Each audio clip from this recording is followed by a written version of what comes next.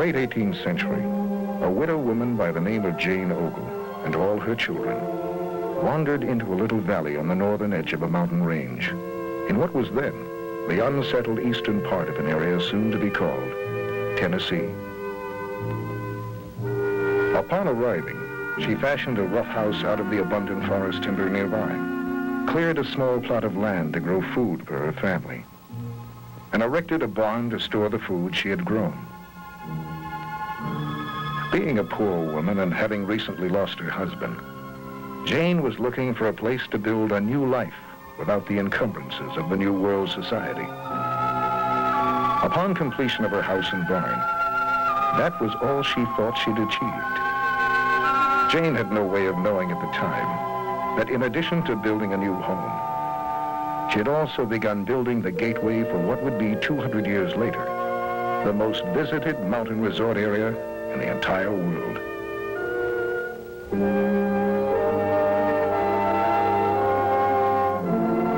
Jane Ogle had commenced building Gatlinburg, Tennessee, the magnificent entrance to the Great Smoky Mountains National Park.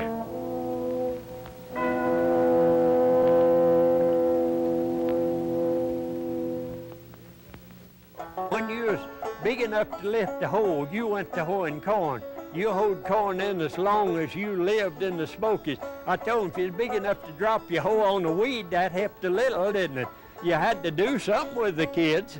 You couldn't, Mama had to go hoe corn, everybody, so give the kid a little hoe and let it kill a weed now and then. That's that much. We worked and we had plenty to eat, but a lot of times we didn't have a lot of things that other people had.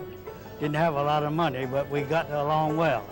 You had a big garden and all that. I had a big garden, and we made everything we ate. Teaching us to say sit and sit and sat. In the home, we didn't say nary one. We just said sot, and it didn't matter if it's now or a while ago or directly. It's still just sot, you know. But things changes so much anymore now. A lot of people don't know the word sot at all. Only if they do, it's applied to some fellas had a little too much to drink, you know, call him a sot. But then it meant to sit down and rest a spell, don't you know? If an emergency came up, you blow this horn, no matter where they were at, they came to the house. The first phone? Yeah. Can you still blow that horn?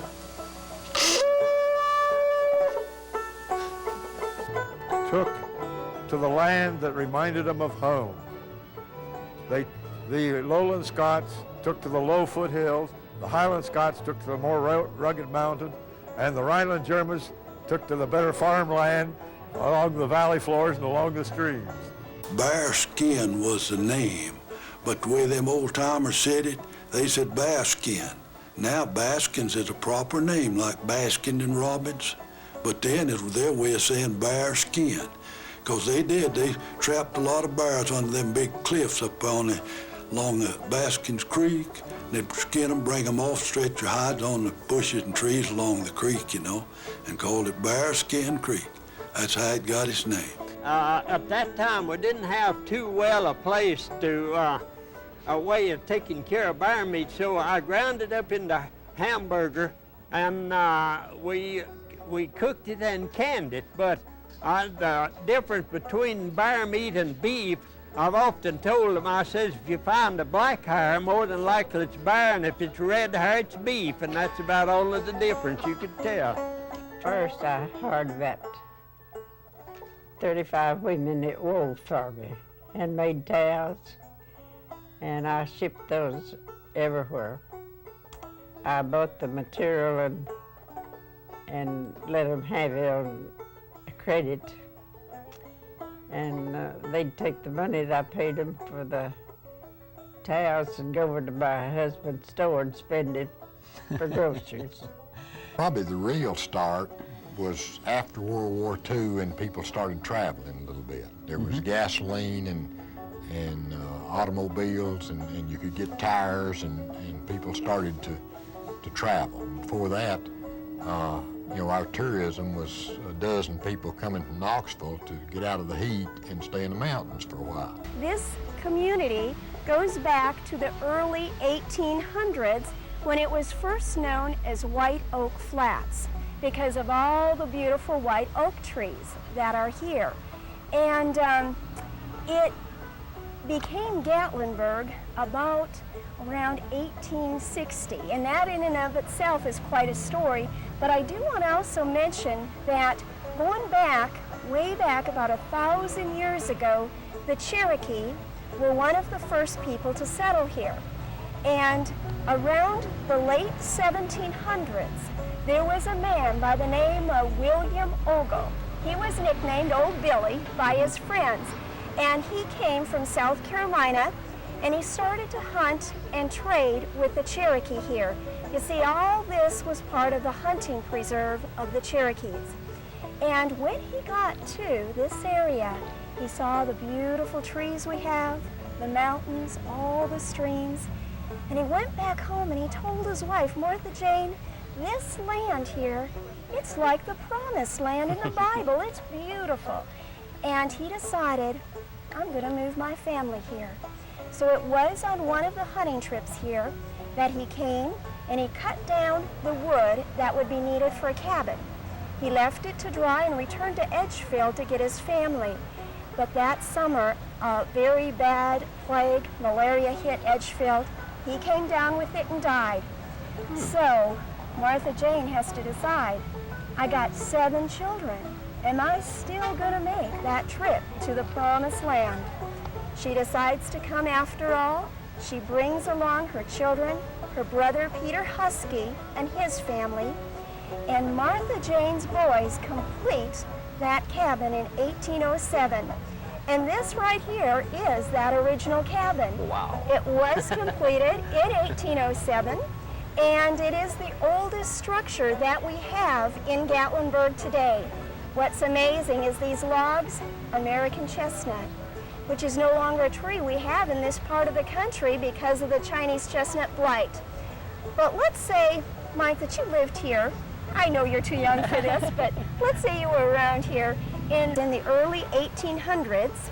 Fall came and you needed to buy your children some winter shoes. You know what you'd do? You'd oftentimes collect the chestnuts from these trees, take them on into Charlie Ogle's store, and that's what you'd use to buy some winter shoes. Back then, if we had lived in these mountains in the early 1800s, you know, a lot of the people that came here were from Scotland and Ireland. But many came because if they had been a veteran of the American Revolution, they could come here and receive a land grant for a very, very small price. But I just want you to imagine back then, if you and I were here in these mountains, you could look up the mountain ridge and see how the generations of the family settled up the mountain. Let's say you were a granddaddy. You'd have the biggest, the best, and flattest piece of land. Then your children, then the grandchildren, the great-grandchildren. Well, you know, if you were one of those unfortunates at the very, very top of the ridge, you had the hardest time trying to eke out a living on that very rocky, steep land. Mountain people had a special term for that. They called it groundhogging. And you know, there were actually a lot of farmers who fell out of their cornfields and broke an arm or leg in these parts because they were trying to plant corn at a 50-degree angle.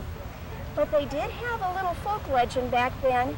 If you were a hard-scrabble farmer at the top of the ridge and you wanted to plant your field, you know the best way to do it? How would you do it?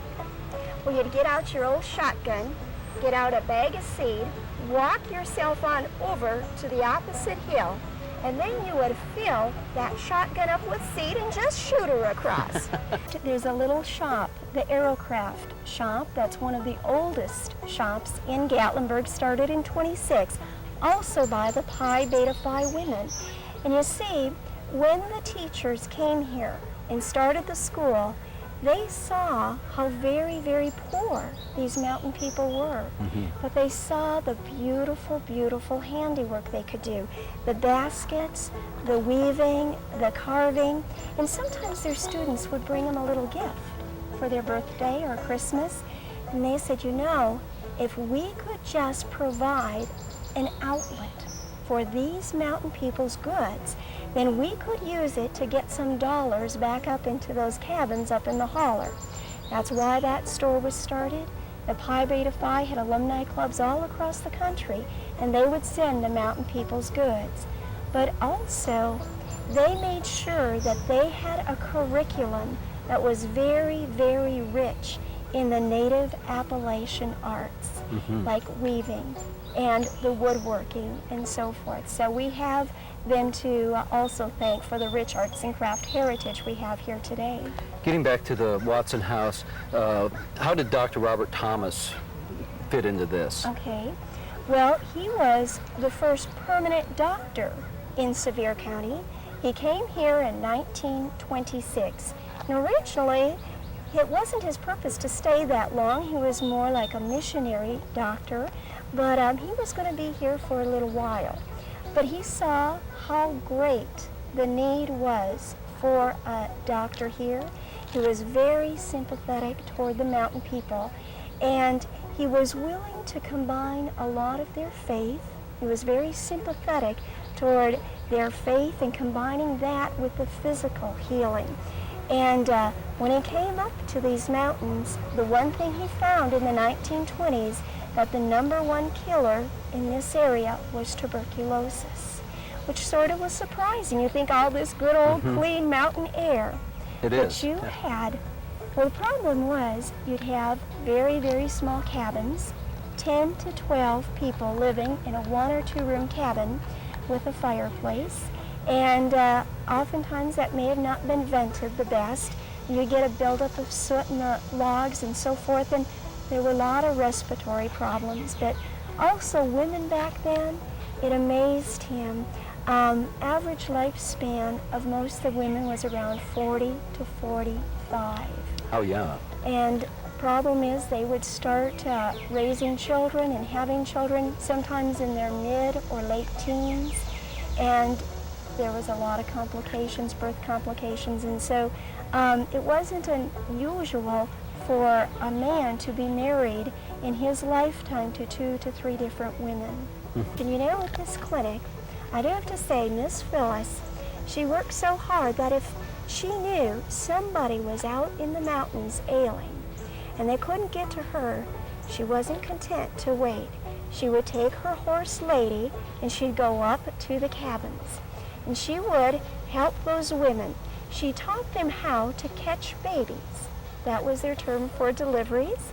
She taught them about screened windows, moving the privy a little further away from the main house, and the need to expand your diet beyond corn 3 times a day. But you know, Mike, I have noticed now that you have this huge, huge wart on your right elbow. It's been plaguing you for months now, hasn't it?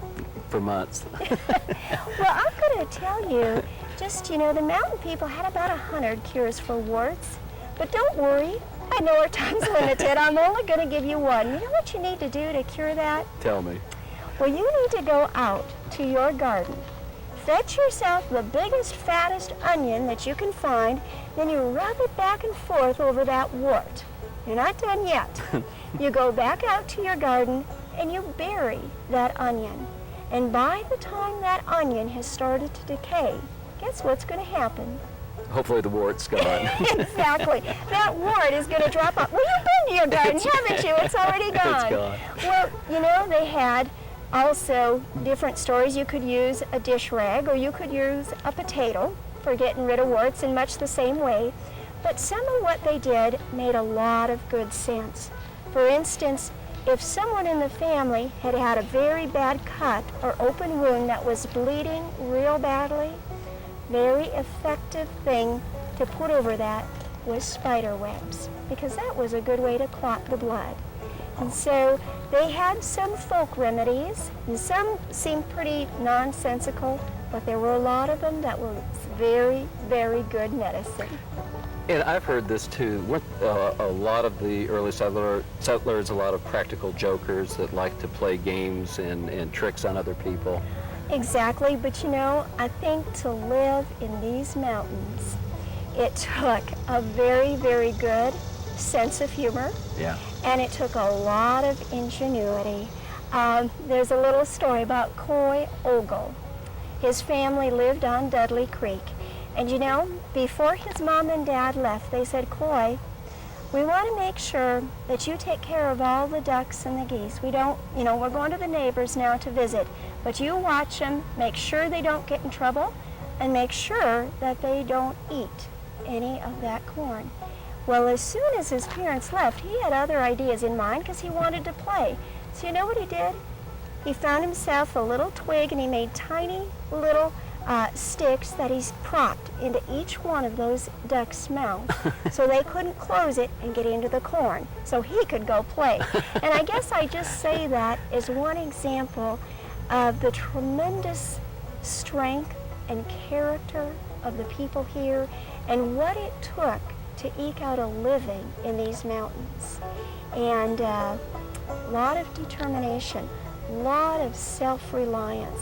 If you couldn't, chances are you couldn't buy it. You made it.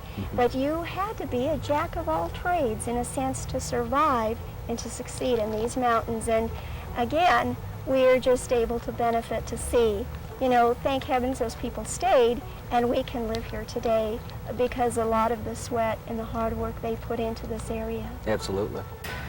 We're here at a new location. We're at the White Oaks Black Cemetery. Kathy, tell us about this cemetery. I know there's got to be a lot of history here. Tell us a little bit about it, please.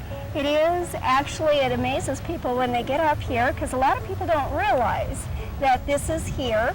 But there's 600 marked graves here, but we suspect there's about 200 to 300 more people actually buried here where there is no marked grave. Why is it located right here? Well, you see, throughout the 1800s and up until about 1950, where the coffee loft is today at light number 6, that was the site of the First Baptist Church of Gatlinburg. And it was very typical back then to have your cemetery adjacent to the church grounds. Now I should say that back then, most of the mountain people would be referring to this not as a cemetery, but as a corpse yard. Did they have a lot of folklore and superstitions and different ideas about death? I'm sure they did. You bet they did. And you know, you didn't have any funeral homes. You didn't have undertakers or embalmers back then. So the first thing you relied on that church bell because that's how you were informed of a death in the community. But let's say you were a farmer in your field. You came across a spot in your field where nothing would grow. It's just real patchy. That was considered a very bad omen that someone in your family was going to die within a year. Also, you should never turn a coffin around inside a house. What you should do is take it out the back door and re-enter from the front because it was considered very bad luck to move a coffin or turn it around. Also, a little baby, when it was born, they should not see themselves in a mirror, you know, for the first 6 months of their lives. Really? Because if they did, they believed that baby would then die within the next 6 months. Tell us about some of the more notable or famous people that are actually buried in this graveyard. Okay. Well, all the 5 families are represented, the McCarters, Reagans, Whaleys, Ogles, and Huskies. But we do have the grave of Martha Jane Husky Ogle, the matriarch of the Ogle family. And you know, it's amazing. Up until 1955, 80% of the native Gatlinburg population could still trace its roots back to the Husky or Ogle family. Who else is buried in here? Now, further on this way, we have the grave done up in logs of the Roman man of the mountains, known as Wiley Oakley, or the Will Rogers of the Smokies. He was this area's most famous guide. And throughout the 20s, 30s, and 40s, he was the man who would guide people like Henry Ford, John D. Rockefeller Jr., Eddie Arnold, any dignitaries from Washington, D.C., and take them on up through these mountains. And his grave is also here. We have David Crockett Maples, who was kinfolk to the original frontiersman, Davy Crockett. And just a lot of history in this area. And I really encourage people, if they have a few extra minutes, to come up here because there's so much history. You know, the mountain people often would call these old pieces of stone or slate a grayback. And just some of the etchings on them and the words and stuff are real interesting. You'd also see that a lot of children are buried here because high rates of infant mortality in the early 1900s. And you'd also see a lot of the women who are buried here didn't live very long because of a lot of complications with childbirth. You know, you mentioned Wiley Oakley. I know you probably have a lot of stories. Tell us maybe a humorous story about him.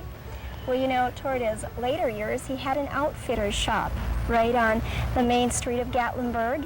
And out in front, he had a sign that said, "Antiques, made to order." But that was good old Wiley. Wiley called his wife Mrs. Roman. And one day he had come back from the trail. He was up on Mount LeConte. And he told Mrs. Roman, you know, whenever I'm up on the trail, I'm much more polite to a skunk than I am to any lady.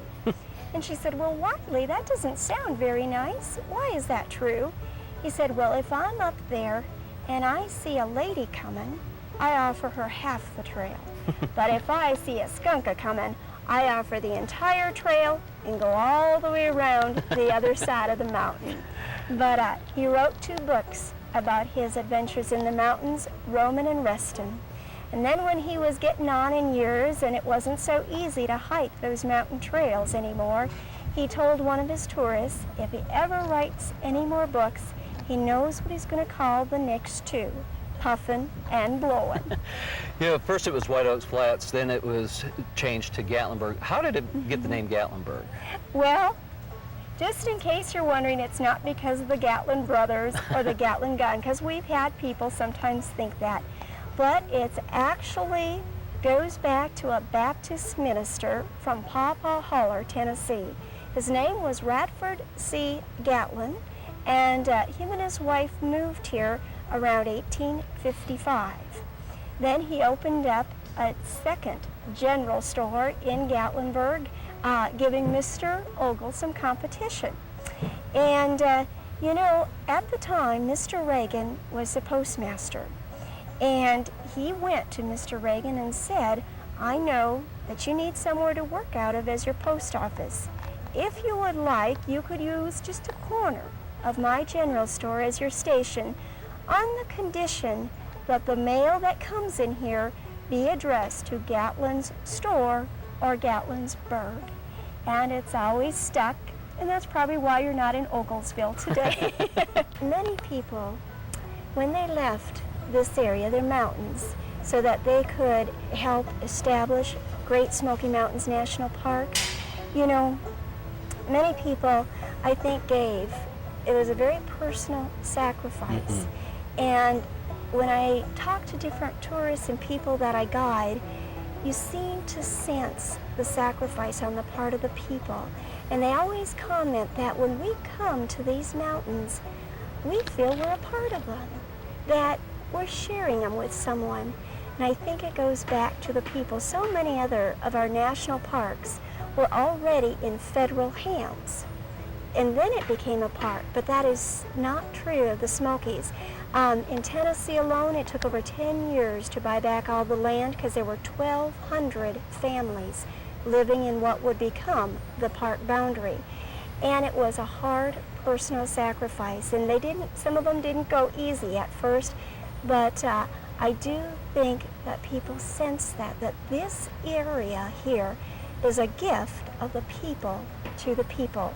Not so much the federal government to the people. And so many people claim, it's like, these mountains, I feel like I'm part of them. Now, people that are watching that would like to take these tours, how do they go about doing that? How do they get in touch with you or make reservations? Sure. We have our brochures at the 3 welcome centers and visitor centers here in town, as well as many of the other businesses here. But it is offered through Smoky Mountain Tour Connection, a receptive tour company. They can call 908-9100, or they can stop in. If you're in Gatlinburg, better yet, just stop right in at light number 6 at the Coffee Loft.